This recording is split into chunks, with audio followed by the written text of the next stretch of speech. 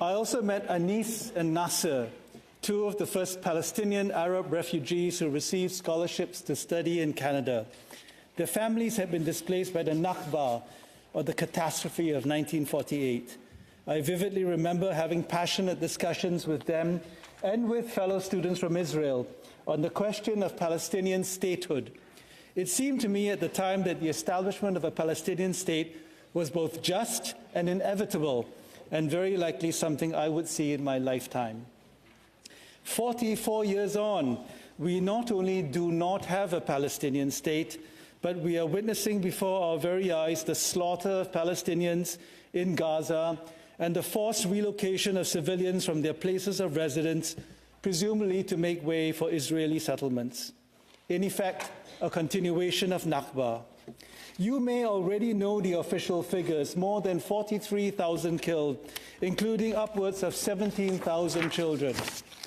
What you perhaps don't know is that a July 2024 paper in The Lancet estimates that 186,000 Palestinians have been killed in Gaza alone since October 7th, either from direct military action or from starvation, malnutrition, disease exposure, and lack of access to medical facilities. This much larger number of casualties is on account of Israel's policy of restricting humanitarian aid, such that essential medicines and food are not getting to civilians in Gaza.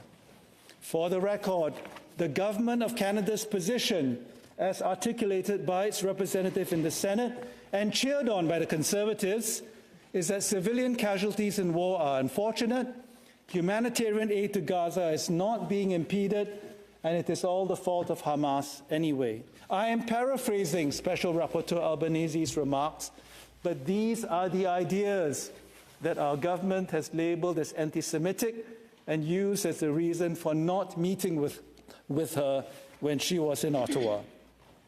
The so-called working definition of anti-Semitism that has been endorsed by the government means that Palestinians, indeed all Canadians, including Jewish Canadians, who make deep criticisms of Zionism and Israel can be accused of anti-Semitism. For example, calling for boycotts, divestment, and sanctions directed at Israel or at supporters of Israel's assault in Gaza and the West Bank could be labeled anti-Semitic.